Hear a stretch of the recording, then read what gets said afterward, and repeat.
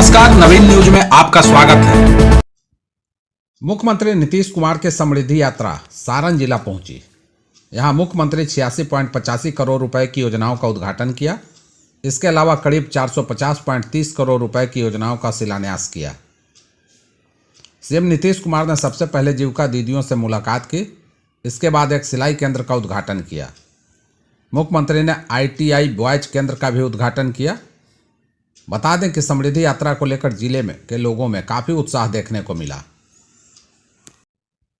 बिहार राज्य के सभी 38 जिलों में लगभग 52.22 लाख लोगों के नाम राशन कार्ड से हटाए जा सकते हैं। खाद्य एवं उपभोक्ता संरक्षण विभाग ने आदेश आधार न होने या गलत होने के कारण वेरिफिकेशन रिजेक्ट होने के बाद दिया है। अब तक राज्य में 5.92 करोड़ राशन कार्ड होल्डरों का आधार वेरिफिकेशन किया जा चुका है, जबकि कुल 6.74 करोड़ PDS लाभुकों के आधार सीडिंग अभी बाकी है। जिन लोगों के नाम राशन कार्ड से हटाए जाएंगे उन्हें सस्ते या मुफ्त PDS दुकानों से अनाज नहीं मिलेगा। जिलावार जानकारी के अनुसार पटना में 2.96 लाख, दरभंगा में 2.64 लाख, नालंदा में 2.29 लाख, पूर्वी चंपारण में 2.21 लाख, समस्तीपुर में 1.40 लाख, मुजफ्फरपुर में 1.79 लाख, सीतामढ़ी में 98.7 हजार, मधुबनी में 1.98 लाख, पश्चिम चंपारण में 2.6 लाख और वैशाली में 2.43 लाख लोगों का वेरिफिकेशन रिजेक्ट हुआ है। बिहार में मौसम को लेकर नया अलर्ट जारी किया गया है। सुबह और शाम के समय लोग अधिक ठंड का सामना कर रहे हैं, जबकि दोपहर के समय धूप खिलने से थोड़ी राहत मिल रही है। मौसम विभाग ने अगले 24 घंटे के लिए अलर्ट जारी किया है और नागरिकों से सतर्क रहने की अपील की है। मौसम विभाग के अनुसार अगले 24 घंटे में राज्य में अधिकतम तापमान में 3 से 5 डिग्री सेल्सियस तक की गिरावट होने की संभावना है। वहीं न्यूनतम तापमान में 2 से 4 डिग्री की बढ़ोतरी हो सकती है। इसके बाद न्यूनतम तापमान में कोई खास बदलाव की संभावना नहीं है। मौसम विभाग ने अगले 2 दिनों के दौरान अधिकतम तापमान में 3 से 5 डिग्री की बढ़ोतरी की संभावना जताई है। राज्य के अलग अलग हिस्सों में न्यूनतम तापमान में मामूली बदलाव के अलावा कोई विशेष बदलाव नहीं होने की संभावना है। मौसम विभाग के अनुसार अगले 7 दिनों तक बिहार में मौसम स्थिर रहेगा और पूरी तरह से शुष्क बना रहेगा। पटना में आसमान साफ रहने की संभावना है। सुबह और शाम के समय तापमान में ज़्यादा बदलाव नहीं होगा, लेकिन दोपहर के वक्त धूप खिलने से लोगों को राहत जरूर मिलेगी। केंद्र सरकार ने एक तरफ अटल पेंशन योजना को वित्त वर्ष 2030-31 तक जारी रखने की मंजूरी दी है, वहीं दूसरी ओर SIDBI यानी small industries development bank of India को 5,000 करोड़ रुपए की इक्विटी सहायता देने का भी फैसला किया है। कैबिनेट ने अटल पेंशन योजना को 30-31 तक जारी रखने के साथ साथ इसके प्रचार, जागरूकता और विकास से जुड़ी गतिविधियों के लिए फंडिंग सपोर्ट बढ़ाने की भी मंजूरी दी है। इसके अलावा योजना को लंबे समय तक टिकाऊ बनाए रखने के लिए जरूरी गैप फंडिंग जारी रखने का भी निर्णय लिया गया है। इस योजना से असंगठित क्षेत्र के मजदूरों और कम आय वाले लोगों तक योजना की पहुंच और बढ़ेगी। अटल पेंशन योजना की शुरुआत 9 मई 2015 को असंगठित क्षेत्र के कामगारों को बुढ़ापे में आर्थिक सुरक्षा देने के उद्देश्य से की गई थी। इस योजना के तहत 60 साल के उम्र के बाद हर महीने 1,000 से 5,000 रुपये तक की गारंटीड पेंशन मिलती है, जो व्यक्ति के योगदान पर निर्भर करती है। राजद के सुप्रीमो लालू प्रसाद यादव और उनकी पत्नी राबड़ी देवी फिर से सुर्खियों में हैं। कारण है उनका 10 सर्कुलर रोड से एक साथ बाहर निकलना। दोनों लंबे अरसे बाद एक साथ अपने घर से बाहर निकले तो सियासी गलियारे में हलचल तेज हो गई है। हालांकि कुछ देर बाद जानकारी मिली कि लालू राबड़ी महुआ बाग में बन रहे अपने बंगले को देखने के लिए निकले हैं। आमतौर पर लालू ही यहाँ पर निरीक्षण करते आते थे, लेकिन आज राबड़ी देवी खुद यहाँ पहुँची हैं। निर्माणाधीन मकान के बारीकी से निरीक्षण किया। सूत्र बता रहे हैं कि जल्द ही लालू परिवार अपने नए घर में शिफ्ट हो सकते हैं।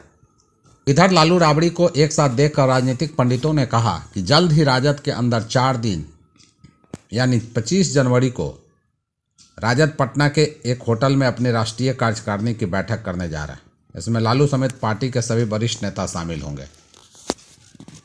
बिहार में जमीन से जुड़े मामलों में वर्षों से चली आ रही समस्याओं के समाधान की दिशा में राज्य सरकार ने एक महत्वपूर्ण पहल की है। कई रैयतों के जमीन का दस्तावेज कैथी लिपि में होने के कारण हो रही परेशानी को देखते हुए सरकार ने इसे दूर करने के लिए कैथी लिपि विशेषज्ञों का पैनल बनाने का निर्णय लिया है, जो पुराने कैथी लिपि के दस्तावेजों का सटीक और प्रमाणिक अनुवाद कर सकेंगे। बिहार के उप मुख्यमंत्री सह राजस्व एवं भूमि सुधार मंत्री विजय कुमार सिन्हा ने कहा कि राज्य में बड़ी संख्या में ऐसे रैयत हैं जिनके भूमि संबंधी पुराने दस्तावेज कैथी लिपि में लिखे होने के कारण उन्हें गंभीर परेशानियों का सामना करना पड़ रहा है। उन्होंने बताया कि कैथी लिपि पढ़ने और समझने वाले विशेषज्ञों की कमी के कारण दाखिल खारिज, भूमि सर्वेक्षण, सीमांकन और अन्य राजस्व कार्यों में अनावश्यक देरी और विवाद की स्थिति उत्पन्न होती है। इस समस्या का समाधान के लिए राजस्व एवं भूमि सुधार विभाग द्वारा कैथी लिपि विशेषज्ञों का एक पैनल गठित किया जाएगा।